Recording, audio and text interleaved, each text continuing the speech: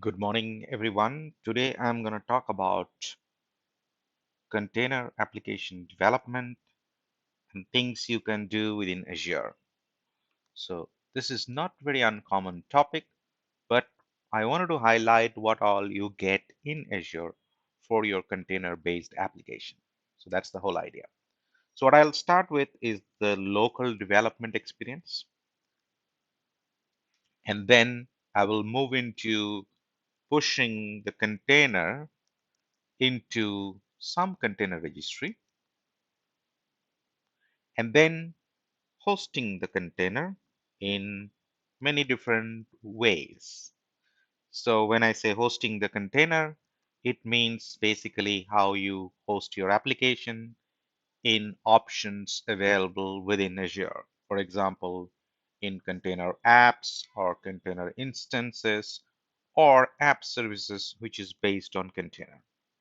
And then last but not the least, we will talk about something very important, that is Azure Kubernetes Service. That's the Kubernetes engine, fully managed, running within Azure as a first class service, so that you don't have to maintain and manage the infrastructure for Kubernetes, which is complex by nature, but you can host your container based application without knowing too much nitty gritty about the Kubernetes workings. So let's dive into it. It's a lot of topic. I wanted to quickly cover them, but I'm okay to discuss in detail whenever you feel like. Please feel free to drop a note and let me know if you want to know a bit more about things I'm trying to cover in this short session.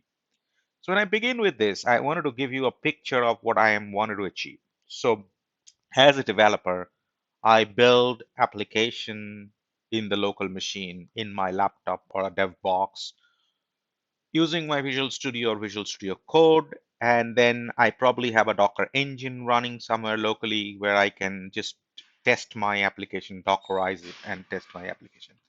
That's the local experience which you get, right?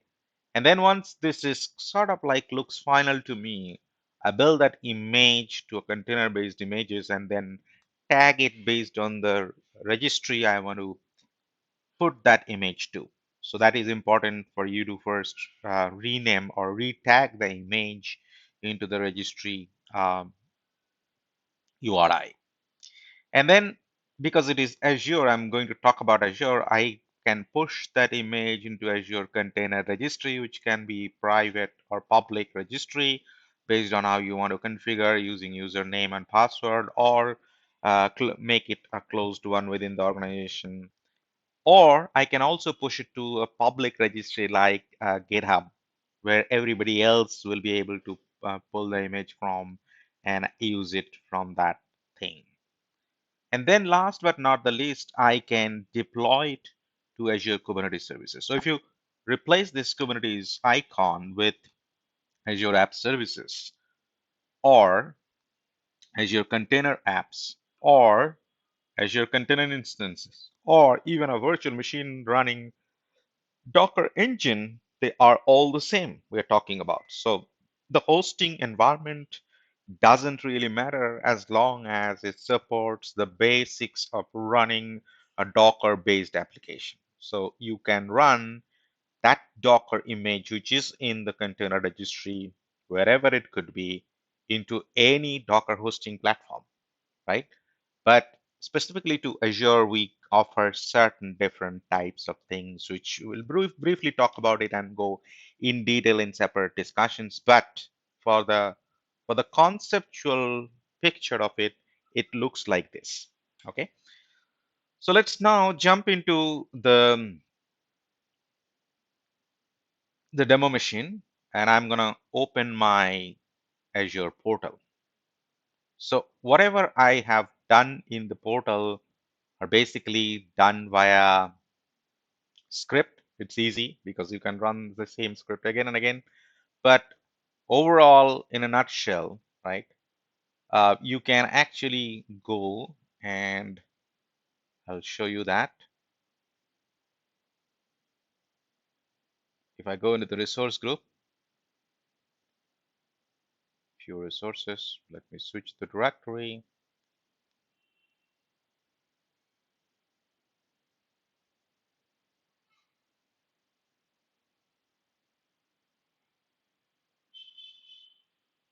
I want to make sure that I'm in the right subscription so that you be the right thing here. I think it is now. Now, if I go here, you get to see that there is a resource group which holds a couple of resources already created. It takes some time, so thought of creating it. One is my Kubernetes cluster, Azure Container Registry, and then I have an app service plan based on which I'm going to create an app service here. So you can just ignore this app service. I can create a new one. I can even create container apps or ACI sort of services to host my container-based images. But before we go such far away from development, first you need an application which is running within the container. Let's show you that quick experience of running a container-based images without delving deeper into a lot of development activities. So there is Nginx container which is available for free for all of us. We can use that because it is a website which has a home page which comes up as soon as you run the container. So it's easy. So let's use the easier one. So what I'm going to do now, I'm going to go to my console, and then I'm going to see if the Docker is running locally. So this is my local machine where Docker is running. And if I say Docker images, you will be able to see that there are that daemon is not running. So let me start that.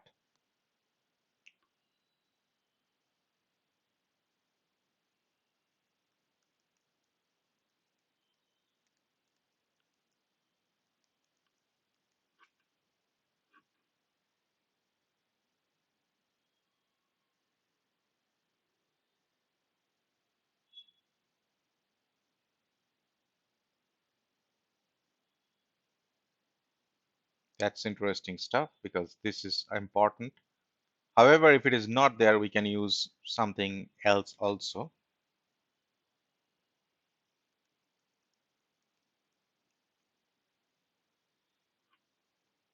Okay, so let me use my code space. So give. So what I'm going to do is that I'm going to switch to a different environment.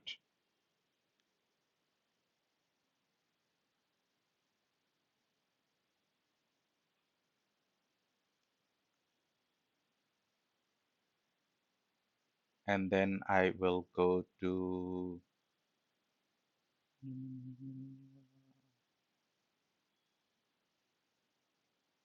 can I use this? Let me see. And can I see that?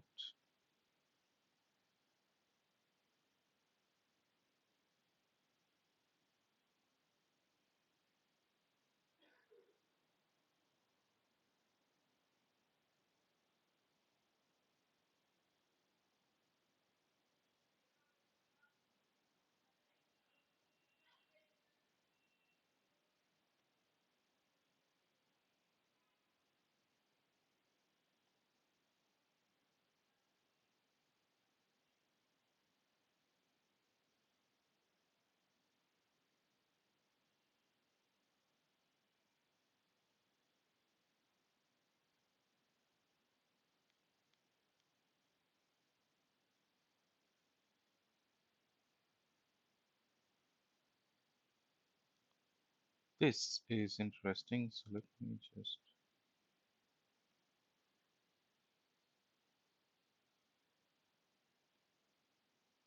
deleted all the code spaces.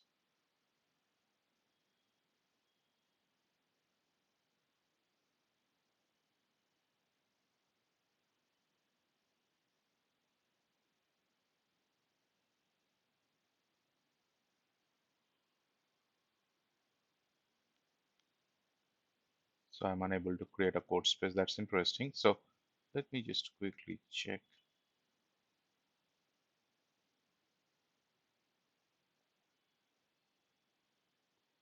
Okay, that's all right. So what I'm going to do is that I'm going to show you things from the Azure portal, how this looks like. Okay. So let me go here and try to create something from the Azure portal. So now imagine that there are multiple ways to handle.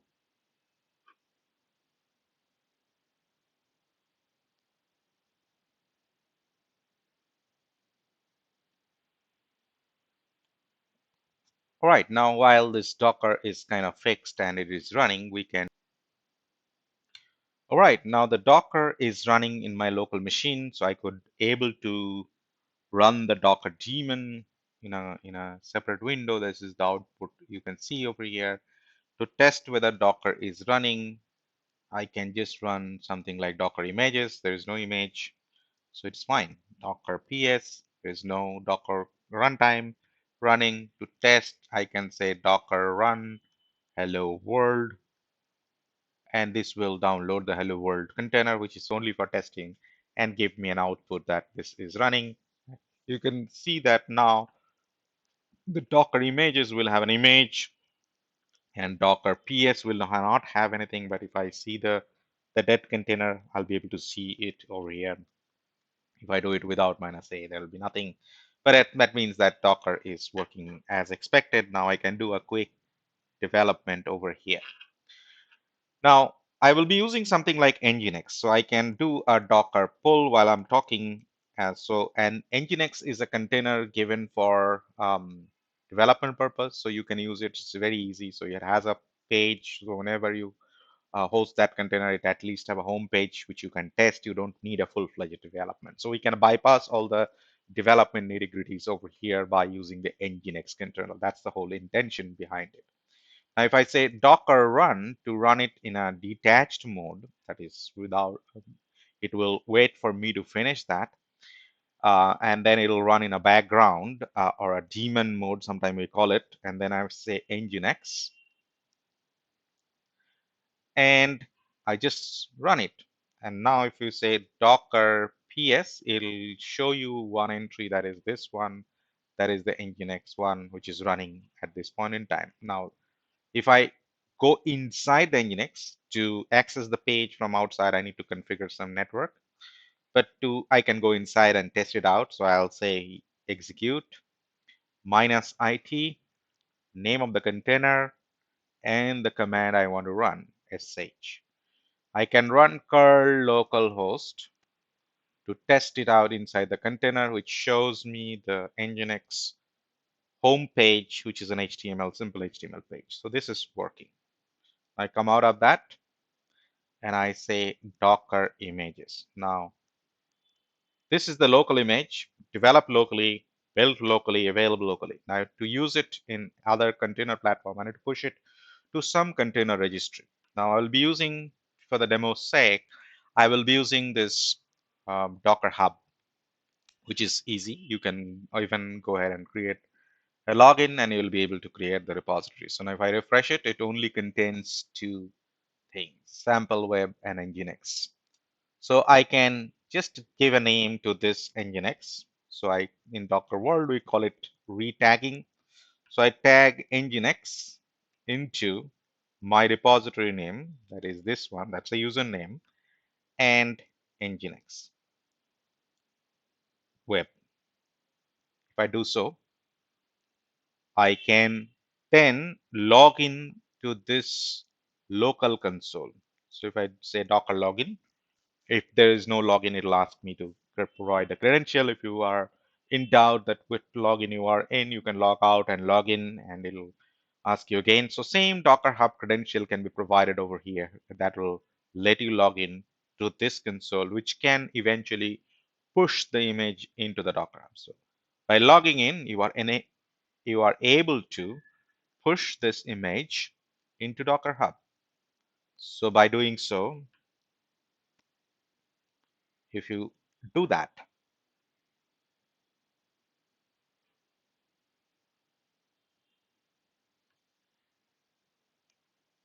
then it basically checks a couple of things and sees what is needed to be pushed. And then you can see that some amount of data is being pushed into the Docker Hub. Essentially, which means that once this is kind of done, right? you will be able to see that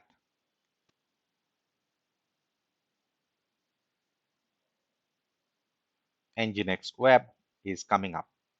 Now, if you do the similar stuff before as you were doing earlier, that is running this image, so I can say that Nginx Web, I think. If you just say so, then it is going to create a Docker PS from that Nginx. So you can see that Nginx Web is running, Nginx is running. So if I pick that ID and I just do an exec, right? So you just go back to the exec and change this ID into this. That will also give me the same output. Curl local host. If you do the curl localhost, you get to see that. So it's working fine. So I could now have that thing over there. Now let me go into this Azure portal, okay? And then I go and try to create a new, let's say, app service. That's the easiest option. And if I may do so,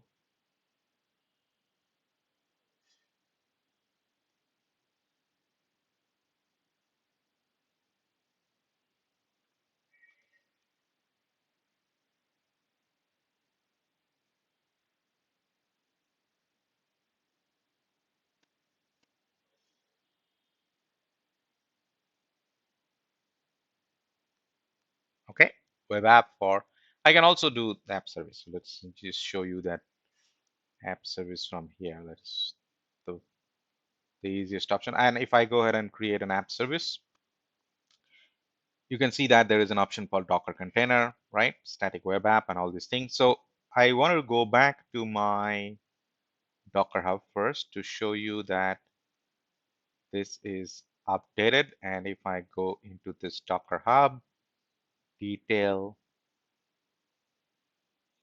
it shows me that. And then this is the,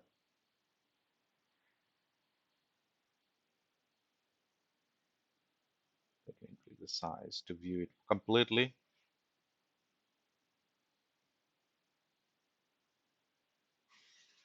And you can see that it's Docker pull this one. So that's the image you want to pull to get this working, right? So I'll say nginx wg should be unique. If not, then we'll add some extra character. And I say Docker container, it's a Linux, and it is in central US, wherever that is. So I think it should be in East US, okay?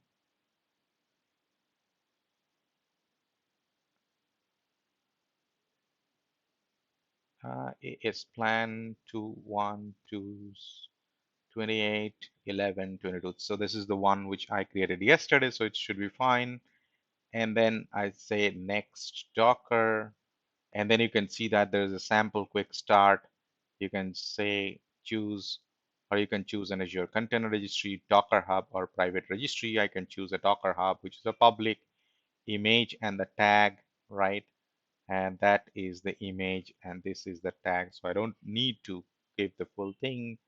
I do not need any startup command for that. And then I say next, which is networking not required, and monitoring is not important. So I will switch off them and host that container as is into my app service, right? So now it's fine, create, and it'll go ahead and host the container image into an app service. Okay, so the plan is created. Plan is basically your server details, what you need, and this is going to take a few moments while it can host it. So you can see that this is work in progress, which essentially means that your app is going to get deployed here, and soon it will be ready for you to use. So that's the whole idea of having an app running. So while this is happening, we'll get to know about it pretty soon. I can show you a couple of other options you have there. So if you go ahead and create a new one, and you say that, mm, you know what, I want to create a CI, that is container instances, and I create a new container instances. It's there created. So let me go there, see how it is reacting. And if everything is fine, it should be showing me the Nginx homepage. Welcome to Nginx. Okay, that's what you were seeing in the CLI. So that's working fine for me. So which means the container is properly built, etc. So I don't have to worry about it. So if I go ahead and say the Azure container instance, and then I want to create a container instance in the resource group where basically, where is the resource group? Yeah, this is the one. Okay. So, and I gave a name of the container. Let's say nginx demo. Okay, that's fine. And east US availability zone, non, a quick start Azure container, other registry, public registry, and give the name that is this one. Okay. So you can see that I'm using Nginx Web Latest. And it's a Linux, and I say networking. DNS name. I don't need DNS. On failure, not required. Tag, not required. And I'm kind of validated. Once this is validated, what I essentially can do is that can create this container instance image using that container, which is there in the Docker Hub, built by me. So you can see that now this ACI is sort of like able to host my application from that same Docker Hub. Okay, so that's the whole idea. So you get to know that it soon will be available while it is getting ready. What it should be very quick. So while it is getting ready, what I'm gonna do now essentially reach to the last part of our conversation, which is AKS, where we'll be hosting that Kubernetes into the container into the Kubernetes engine, which is managed by Azure fully, and so that you don't have to worry too much about the nitty-gritty of the thing. So let me go to the resources, show you the URL IP address, copy it, and try to paste it in the browser, and that should show you the thing pretty quickly, right? So let it come. Okay, so it will soon be available into the screen. You will be able to see that happening. At least welcome to Nginx will be displayed. Sometime it takes a while, but just wait for it to happen. It should be there soon. So if you have enabled the DNS, it would have some FK2N, but right now we don't have any. So I can just refresh it. Try to reach out to that. You can see that running container, if there is any problem, it will also tell you the logs, right? Start worker process at 40. So it's running, the container is running. So this should be visible in a moment for us. You can see that there's no restart happened. It is in running. So I can even go inside the container like I was doing the remote, and I can do a curl command.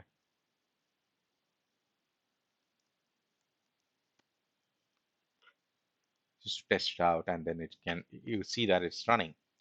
So I'm not sure why this is not resolved yet. So sometime that public IP might take a while. I don't know the reason, but it could be the reason. But the container is at least running, you can see from the console, right? So it's just a matter of a moment when it is available in front of us in the browser soon.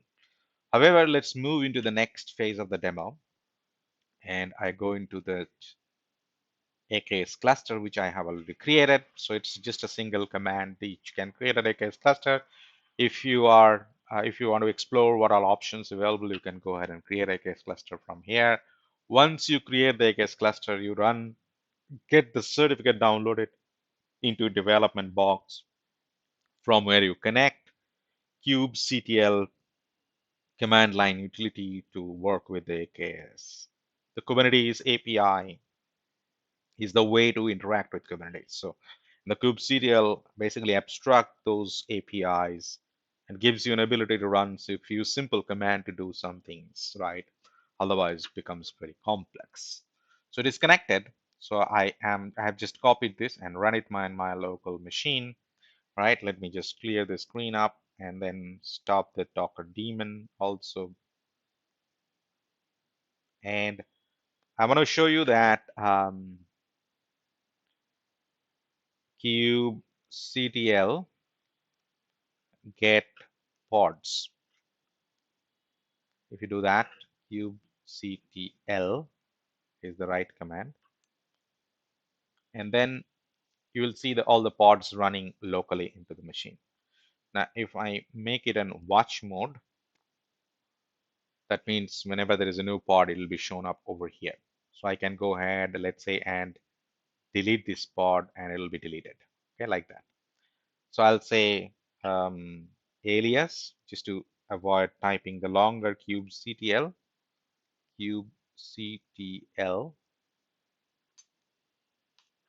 k equal to kubectl. Okay. Now if you say k get pod, you get the pod that's all running, right? K delete, you can delete the pod, but I'm not going to delete it. So let me run a pod for us. Okay. Now, when you run something in Kubernetes, you don't create a pod. Essentially, you create something called a deployment. Okay, so that's the whole idea of having an auto healing capability. So I'll say k create deploy nginx web. That's the name of the deployment. And the image I'm going to use is the image I have created before and hosted in the Docker Hub. So that was the name of the image.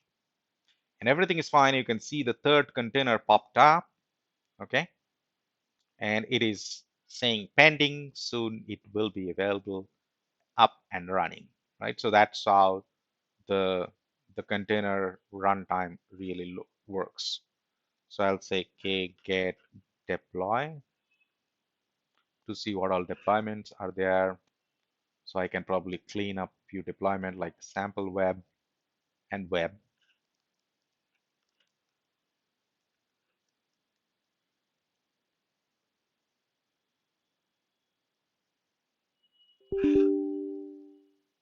And if I just say web, and they are all gone. So you should be able to see that this watch will basically be terminating sample web and web on, and only the nginx thing will be running. So just to check here, what is the current status of the pods I'm running? Uh, it's still showing pending. I don't know the reason. Maybe there's something which is just stopping this case to deploy it, but it is soon going to happen and be available for us. So you'll be able to see that once this pod is up and running, you can create a service which basically will allow you to expose that container as a public image, right? So you can do that. I'm not sure if I have done the right thing here by providing the right URI. So this is the nginx web latest. So let me just check it out over here. Maybe I will go ahead and delete this too, and then build a new one.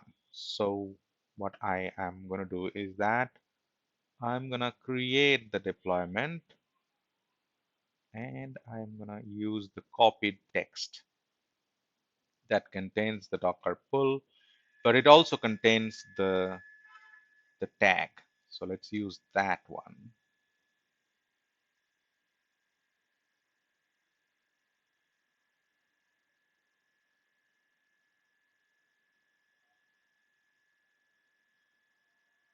Okay, if this doesn't work, then I can just simply delete it and use the good old Nginx image instead of mine one, just to observe that if there is anything sort of stopping the AKS to work expected, give the expected outcome, right?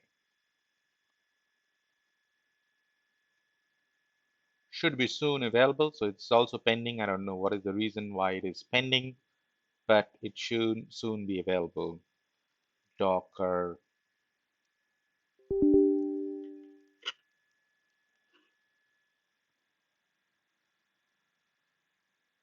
Hmm. So something wrong with my AKS cluster. Maybe I will,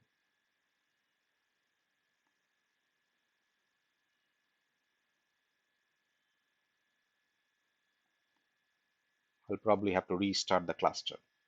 So let me do that. Okay. Let me restart the cluster. I'm going to stop this Kubernetes and then start it again. So you can do that just to make sure that if anything is going on for a long period of time, just gets cleaned up, right? And then restart that Kubernetes. So it was running successfully, but now I have done a little tweak to make those changes. Okay.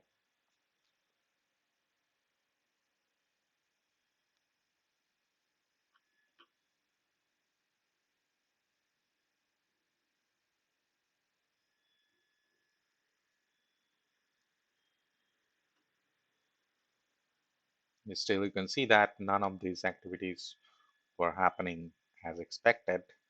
So this is going to stop the Kubernetes service and start it.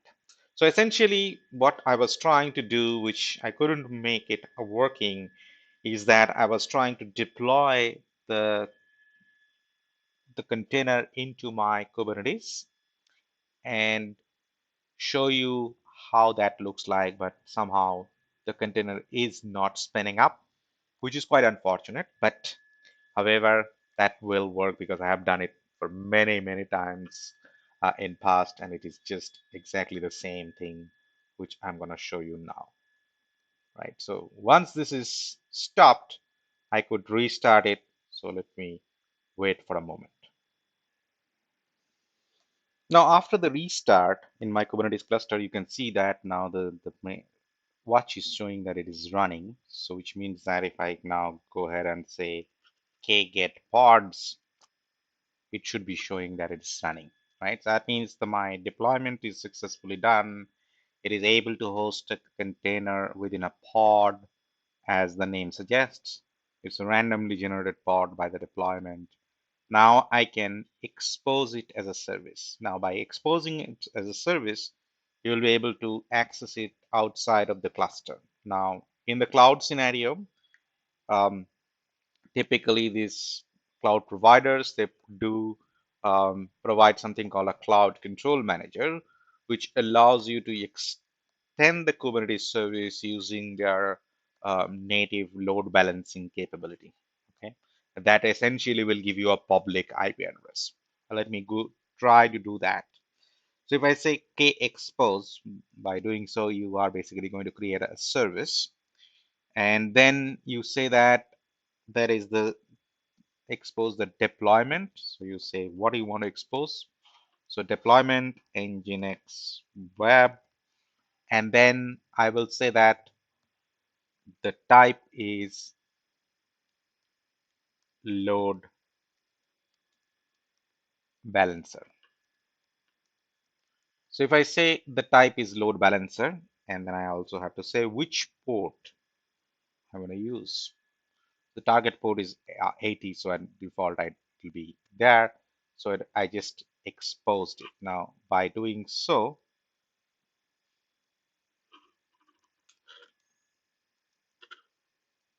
if I just open the service in the watch mode, you will find a public IP address is generated. That's an external IP for Nginx Web. Okay, that's a newly created service. So this is the IP. So if you do a curl, you should be able to see that home page of Nginx thing showing up over here.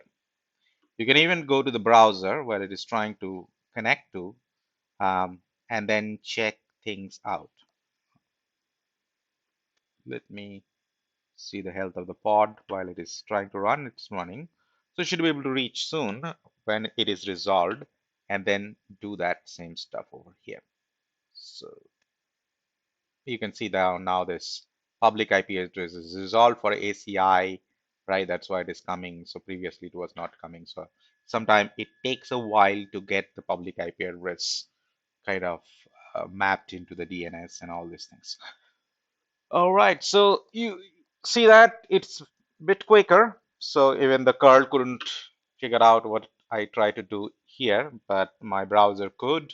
So eventually the curl will also show me the outcome, this nginx thing pretty soon in the console. Oh yeah, it is there.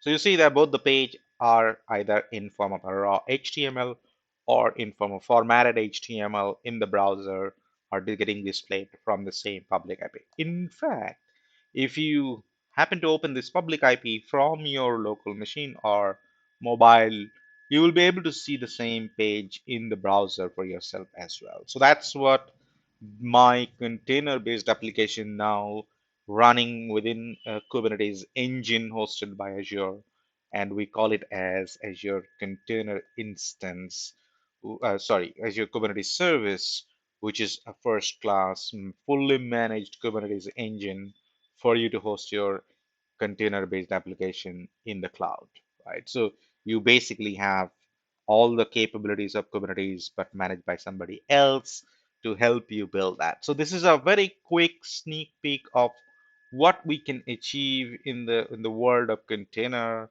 and then do things for all of us and be able to host any and every application which can run on any and every container engine available today, right? So this is sort of like a very standard cloud native way of developing an application, which irrespective of whether you run it on edge, cloud, on premises, or local desktop, experience is the same. Things don't change. The installer remains, the package remains the same. Just put it in the local machine or cloud or in the edge. Doesn't matter.